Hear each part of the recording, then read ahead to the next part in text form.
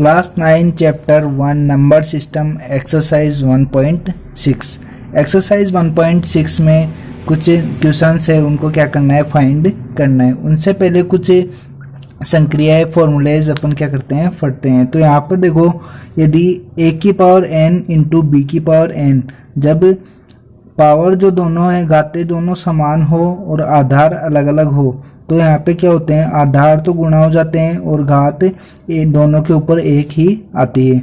यदि आए देखो आधार a की पावर n गुणा a की पावर m, आधार तो दोनों समान है और ये घाते दोनों क्या है, अलग अलग है। तो यहाँ पे क्या होता है, आधार एक ही रहता है और उसके ऊपर दोनों घाते क्या होती है, जुड़ जाती है। जैसे n प्लस m, यदि n प्लस आए या m प्लस n आए, दोनों एक ही बात है, ये दोनों सूत्र एक ही है। ऐसे ही यहाँ पर है a की पावर n भाग का चिन्ह a की पावर m, यदि यहाँ पे भाग का चिन्ह हो तो यहाँ पे क्या होगा, a की पावर n माइनस m होगा। यदि गुणा का चिन्ह होता है तो घाते क्या होती है, जुड़ती है।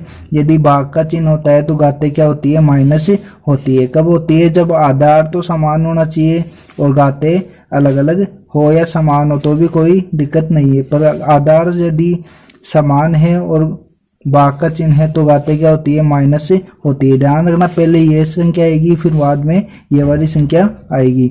उसी के बाद में अगला क्वेश्चन, अगला जो सूत्र है 1/a की पावर n, 1/a की पावर n को क्या करना है, यदि ऊपर लेके जाते हैं तो यहाँ पर क्या बनता है, घात माइनस में हो जाती है। यदि ऐसा लिखा हुआ जाए तो अपन इसको अपॉन में, घात को प्लस में बदलने के लिए बट्टे में ले जाते हैं, जैसे a की पावर n बन जाएगा। यदि इस रूप में आता है तो ऐसा बना सकते हैं, यदि इस रूप में आता है तो ऐसा बना सकते हैं। अगला है a की पावर n फिर कोष्टक फिर m लगा हुआ है, ऐसी संख्या आ जाए तो ये दोनों कोष्टक को हटाने के लिए क्या करेंगे, इन दोनों को क्या करते हैं, गुणा करते हैं। तो a की घात n गुणा m ये बन जाएगा।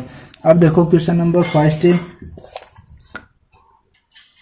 क्वेश्चन नंबर फर्स्ट दिया हुआ है 64 की घात 1/2। अब देखो 64 की घात 1/2 को कैसे हल करोगे। पहले देखो ये 64 को क्या करना है, अभाज्य गुणनखंड विधि से आप घात के रूप में प्राप्त कर लेना। कैसे, जैसे यहाँ पे 64 लिखा हुआ है, 64 को अपन अभाज्य गुणनखंड विधि से करते हैं तो 2 का भाग जाएगा तो ये जाता है कितनी बार, 2 तिया 6 और 32 बार। फिर 2 का देंगे तो ये जाएगा 16 बार। फिर 2 का भाग देते हैं तो ये जाएगा 8 बार। फिर 2 का दिए तो ये 4 बार। फिर 2 का भाग देते हैं तो 2 बार। फिर 2 का 1 बार, यहाँ पे 1 आ जाना चाहिए। अब देखो जो 2 है वो कितनी बार आया है, 1 2 3 4 5 6, तो अपन इसको लिख सकते हैं 2 की घात 6। तो यदि इस 64 की जगह अपन लिखेंगे तो 2 की घात अपन 6 लिख सकते हैं। ऊपर घात में क्या दिया हुआ है, 1/2। अब देखो ये कैसा सूत्र बन गया आपके पास, ये सूत्र बना है a की घात n कोष्टक ऊपर m लगा हुआ है, तो ये कोष्टक हटाते हैं तो ये दोनों घातें क्या होती है, गुणा होती है। तो इन दोनों घातों को गुणा करेंगे तो ये आएगा 2 की घात 6 गुणा 1/2। अब देखो इस 2 से ये 6 कट जाएगा कितने बार, 3 बार। तो ये 3 बार कटेगा तो क्या आएगा, 2 की घात 3 आएगा। और 2 की घात 3 का मान होता है 8, 2 गुणा 2 गुणा 2। ऐसे ही अगला क्वेश्चन इसका दिया हुआ है 32 की घात 1/5। तो देखो 32 से यहाँ तक देखो कितनी बार आता है, 1 2 3 4 5। तो 32 को अपन क्या लिख सकते हैं, 2 की घात 5 लिख सकते हैं। और ऊपर आपको कोष्टक के ऊपर दिया हुआ है 1/5, तो इन दोनों का मतलब क्या है कि गुणा में आ सकती है। 2 की घात 5 गुणा 1/5, 5 से तो 5 कट जाएगा तो बचेगा क्या, 2 ही बचेगा केवल। तो यही क्या होगा, आपका आंसर होगा। ऐसे ही अगला दिया हुआ है 125 की घात 1/3। तो यहाँ पर देखो 125 को यदि अभाज्य गुणनखंड विधि इस रूप से करोगे तो ये आएगा 5 की घात 3 और आपको दिया हुआ है 1/3। तो यहाँ पे ये क्या हो जाएगा, 5 गुणा 1/3। तो यहाँ पे क्या आएगा, 3 से तो 3 कट जाएगा, बचेगा क्या, 5। तो आपका यही क्या है, आंसर है। किसी की भी घात में 1 आता है तो वही क्या आता है, आंसर आता है।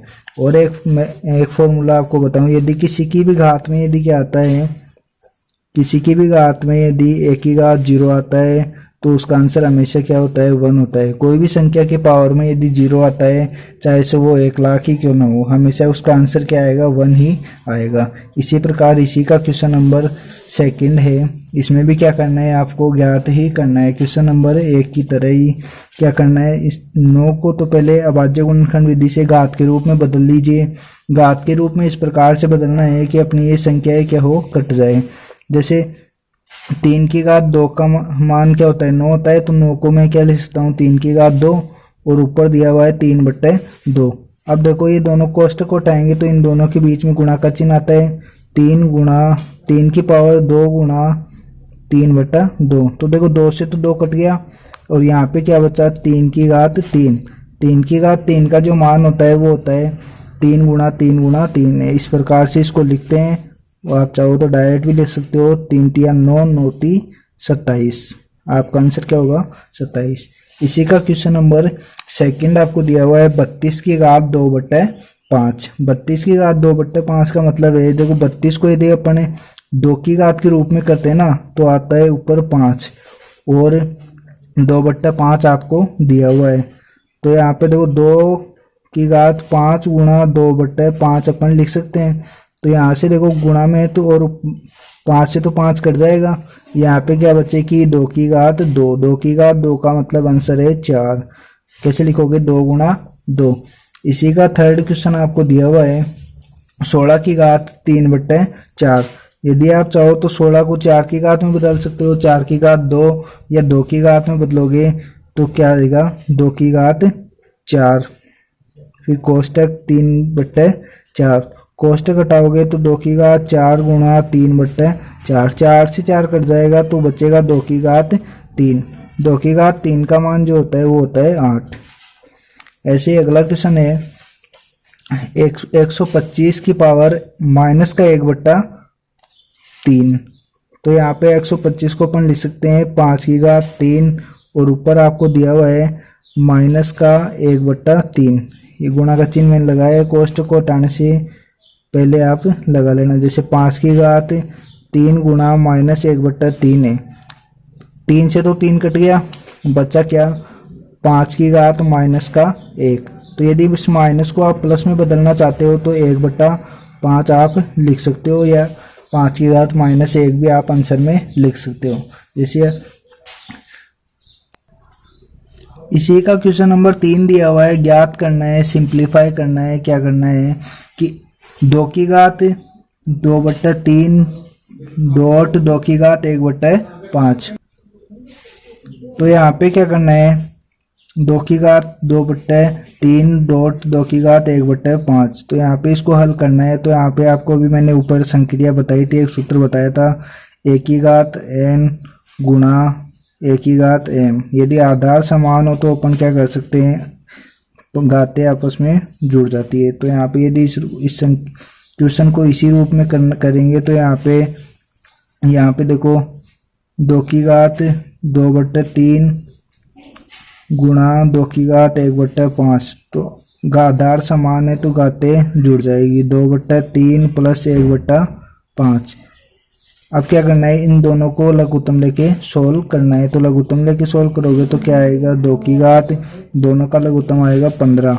अब ये भाग जाएगा कितनी बार, 5 बार। 5 को 2 से गुणा करोगे तो यहाँ पे आएगा 10, प्लस का चिन्ह 5 का भाग देंगे 15 में तो जाएगा 3 बार। 3 को गुणा करोगे 1 से तो आएगा 3। तो आपका जो आंसर होगा वो क्या होगा, 2 की घात 13/15। ये क्या है, आपका आंसर है। इसी प्रकार इसी का क्वेश्चन नंबर 3 का सेकंड, क्वेश्चन नंबर 3 का सेकंड आपको दिया हुआ है 1/3 की घात 3 और कोष्टक घात में दिया हुआ है 7। तो यहाँ पर देखो आप चाहो तो ये इसको यदि ऊपर लेके जाओगे तो ये बनेगा 3 की घात माइनस का 3 और ऊपर 7। यदि यहाँ पे कोष्टक को हटाना है तो ये दोनों घातें क्या होती है, गुणा होती है। तो 3 की घात माइनस के 3 को 7 से गुणा करना है। तो माइनस के 3 को 7 से गुणा करोगे तो ये आएगा 3 की घात माइनस का 21। तो यदि आगे भी सोल्व करने के लिए बोले तो आप इसको 3 गुणा 21 बार करके सोल्व भी कर सकते हो, पर आपकी बुक में यही आंसर दिया हुआ है तो कोई दिक्कत नहीं है। इसी का थर्ड क्वेश्चन आपको दिया हुआ है 11 11 की पावर 1/2 भाग 11 की पावर 1/4। तो देखो ये आधार समान है, ये पर्सन आप इस रूप में लिख सकते हो। 11 की घात 1/2 भाग का चिन्ह 11 की घात 1/4। जब आधार समान हो और भाग का चिन्ह हो तो घातें क्या होती है, माइनस होती है। ये मैंने सूत्र में लिखा रखा है। तो 11 की घात आ जाएगा 1/2 माइनस 1/4। तो यहाँ पे देखो 11 की घात, इन दोनों को क्या करना है, लघुत्तम लेके हल करना है। लघुत्तम आएगा 4, 2 का भाग 4 में दोगे तो जाएगा 2 बार, 2 को 1 से गुणा करोगे तो क्या आएगा 2, और ये माइनस ये जाएगा 1 बार और यहाँ पे 1 आएगा। तो यहाँ पे देखो 2 में से 1 जाएगा तो बचेगा 1 और बट्टे में 4। तो ये आंसर होगा आपका 11 की पावर 1/4।